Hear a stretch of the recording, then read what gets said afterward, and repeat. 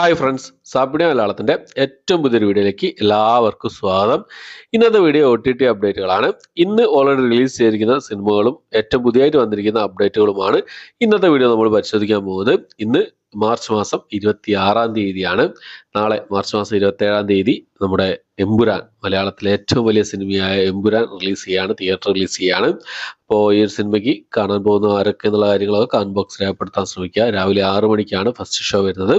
എന്തായാലും 6 മണിത്തെ ഷോയ്ക്ക് ബുക്ക് ചെയ്തിട്ടുണ്ട്. പോയി കണ്ടിട്ട് എത്രയും പെട്ടെന്ന് തന്നെ നിങ്ങൾക്ക് മുന്നിലേക്ക് റിവ്യൂ എത്തിക്കാൻ ശ്രമിക്കുന്നതാണ്.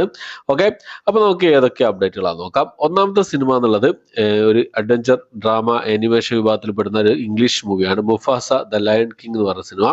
ഈ ഒരു സിനിമ ഇംഗ്ലീഷ് ഭാഷ കൂടാതെ തമിഴ്, തെലുങ്ക്, കന്നഡ ഭാഷകളിലായിട്ട്, ഹിന്ദി ഭാഷകളിലായിട്ട് ജിയോ ഹോട്ട്സ്റ്റാറിൽ അവൈലബിൾ ആണ്.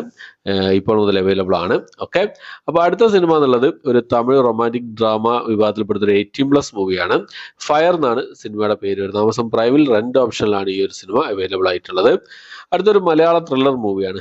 ഗാംബിനോസ് എന്നാണ് സിനിമയുടെ പേര് വരുന്നത്. ഗാംബിനോസ്, ഒരു എന്താ പറയുക, Gambinos story of a crime family എന്നാണ് സിനിമയുടെ പേര് വരുന്നത്.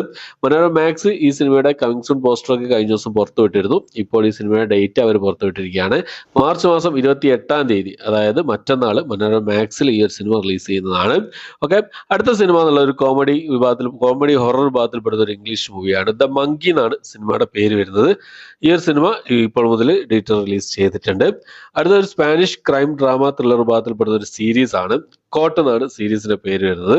നെറ്റ്ഫ്ലിക്സിലാണ് ഈ ഒരു സീരീസ് അവൈലബിൾ ആയിട്ടുള്ളത്.